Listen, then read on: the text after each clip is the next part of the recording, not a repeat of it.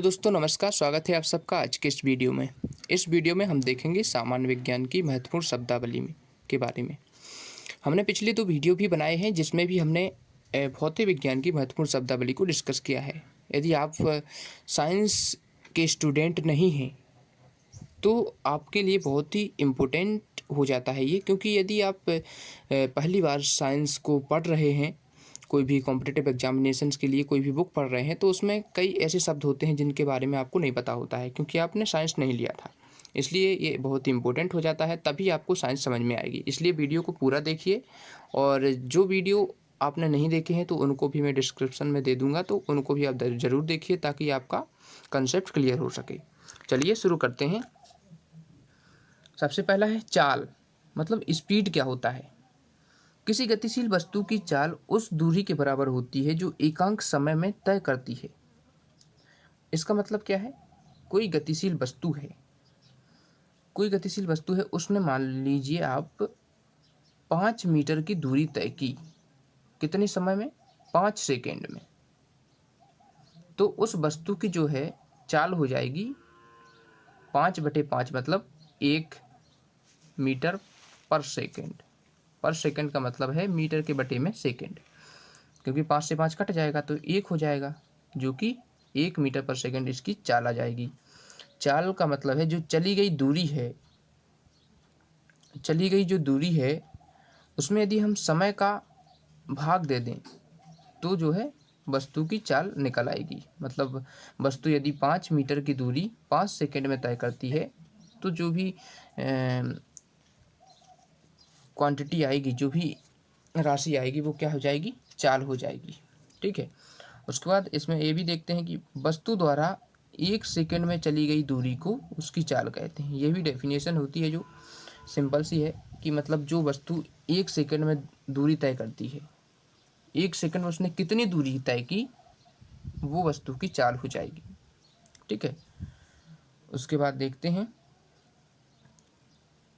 चाल एक अदिश राशि है। अदिश राशि और सदिश राशि की वीडियो में ज़रूर बनाऊंगा, उसको आप डिटेल में देखिए। फिर भी मैं आपको बता देता हूँ, पिछले वीडियो में मैंने बताया था कि अदिश राशियाँ और सदिश राशियाँ क्या हैं। अदिश राशियाँ वे राशियाँ होती हैं जिनका परिमाण तो होता है पर दिशा नहीं होती। मतलब परिमाण से मतलब है, जैसे दूरी है, दूरी मैंने पिछले वीडियो में बताया है, उसमें भी समझाया था कि दूरी एक अदिश राशि है और उसका परिमाण निश्चित होता है लेकिन दिशा निश्चित नहीं होती है। इसी प्रकार चाल भी है। चाल भी एक दूरी का प्रकार है, लेकिन वो एक निश्चित समय में चली गई दूरी है चाल। इसलिए चाल भी क्या होगी? अदिश राशि। अदिश राशि का मतलब है उसकी कोई दिशा नहीं होती है। कोई भी व्यक्ति यदि यहाँ से दूसरे पॉइंट तक जाता है, वो एक निश्चित दिशा में ना चल के इस पॉइंट से इस पॉइंट तक वो किसी भी डायरेक्शन में घूमता हुआ उस पॉइंट पर पहुँचेगा। तो जो दूरी उसने जितने समय में तय की वो उसकी चाल हो जाएगी। ठीक है। और उसका देखते हैं, चाल का मात्रक देखते हैं। चाल का मात्रक होता है दूरी का मात्रक बटे समय का मात्रक। जो दूरी का मात्रक है उसमें हम समय का मात्रक का भाग दे दें तो चाल का मात्रक निकल आएगा, जो कि दूरी का मात्रक मीटर होता है और समय का मात्रक सेकंड होता है। इसलिए चाल का मात्रक क्या हो जाएगा? मीटर पर सेकंड, मीटर प्रति सेकंड। इसको इस प्रकार भी लिख सकते हैं मीटर, इसको लिख सकते हैं सेकंड। तो मीटर ऊपर रहेगा और जब सेकंड इनवर्स, वो मतलब सेकंड जब ऊपर आएगा तो ये इनवर्स हो जाएगा। इनवर्स का मतलब इस पर -1 की घात चढ़ जाएगी, तो इसको मीटर प्रति सेकंड भी पढ़ते हैं। ठीक है। उसके बाद आगे देखते हैं, चाल का ऐसा ही मात्रक मीटर प्रति सेकंड है, ये हमने देख लिया है। इसे वी या यू से प्रदर्शित करते हैं।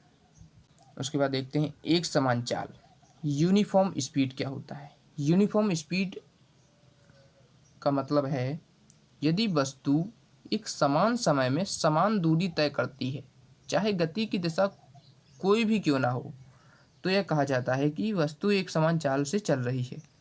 अब स्टेटमेंट समझ में आया है आपको या नहीं, लेकिन मैं आपको समझाता हूं तो आपको स्टेटमेंट जरूर समझ में आएगा।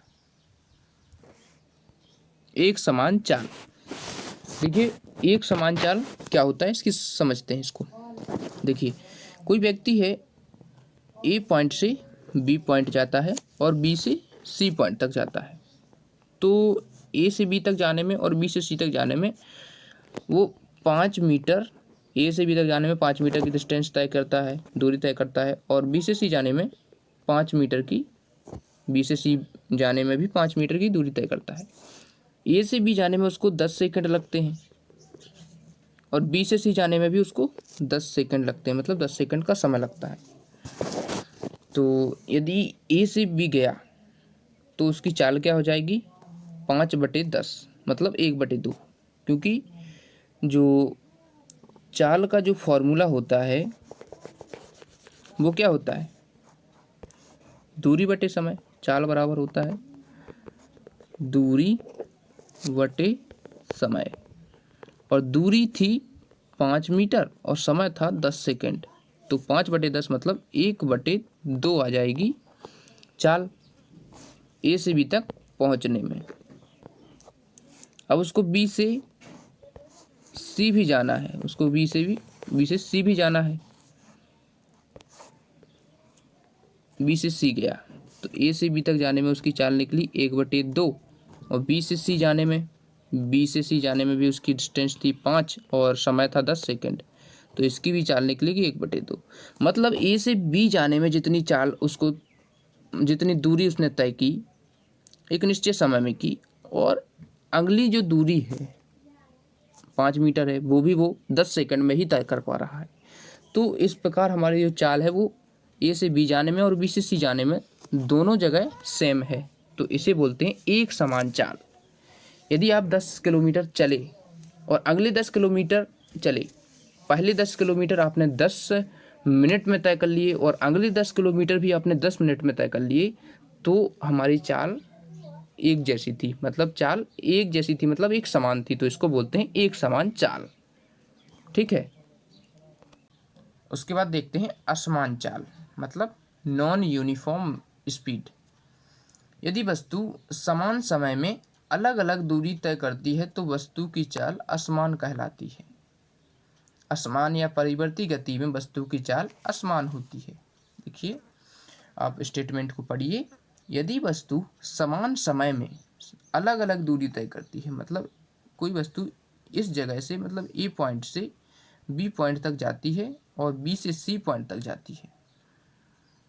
यदि वस्तु समान समय में अलग अलग दूरी, मतलब यहाँ से इसने 10 सेकंड लिए बी पॉइंट तक पहुँचने में, और बी से सी में पहुँचने में भी उसने 10 सेकंड लिए, लेकिन ए से बी पहुँचने में उसने 2 मीटर की डिस्टेंस तय की, लेकिन बी से सी पहुँचने में उसने 3 मीटर की डिस्टेंस तय कर ली। तो आप क्या देख रहे हैं कि मतलब जो अगले 10 सेकंड है, मतलब ए से बी तक जो पहुंचा वो, तो अगले 10 सेकंड में उसने 2 मीटर तय की, और जो और आगे वाले 10 सेकंड है उसमें उसने 3 मीटर दूरी तय कर ली। तो इसमें कम दूरी तय की और इसमें ज़्यादा दूरी तय की, तो इसमें दूरी अलग अलग है, इसलिए इसमें क्या बोल सकते हैं हम कि ये असमान चाल है, क्योंकि यहाँ पर जो चाल निकलेगी वो 2/10 निकलेगी, यहाँ पर 3/10 निकलेगी, तो चाल अलग अलग है ना, इसलिए ये हो गई असमान चाल। मतलब वस्तु की जो है चाल बदल रही है, असमान चाल इसको बोलते हैं। असमान या परिवर्ती गति में वस्तु की चाल असमान होती है। ठीक है, जब गति असमान हो तो वस्तु की चाल भी असमान होगी। उसके बाद नेक्स्ट देखते हैं औसत चाल, इसको हम एवरेज वेलोसिटी बोलते हैं इंग्लिश में। वस्तु द्वारा तय की गई कुल दूरी में यात्रा में लगे कुल समय से भाग देकर प्राप्त चाल को वस्तु की औसत चाल कहते हैं। इसका मतलब क्या है कि मान लो आपने 100 किलोमीटर की दूरी तय की, उसमें यदि आप अपनी यात्रा में लगे समय का डिवाइड कर दें, मतलब भाग दे दें, मतलब आप 4 घंटे में 100 किलोमीटर तय कर पाए, तो इसकी औसत चाल निकल आएगी 100/4, मतलब 100 में अपन 4 का भाग दे देंगे तो औसत चाल मतलब एवरेज स्पीड निकल आएगी। तो ये तो सिंपल सा है। उसके बाद देखते हैं तात्क्षणिक चाल या इंस्टेंटेनियस स्पीड इसको बोलते हैं। किसी निश्चित क्षण पर वस्तु की चाल को ताक्षणिक चाल कहते हैं। कि आपको और अच्छे से क्लियर करके बताता हूँ। देखिए, मान लीजिए आप कि कोई वस्तु है, ए स्थान से शुरू करती है चलना, इस स्थान पर उसको पहुंचना है।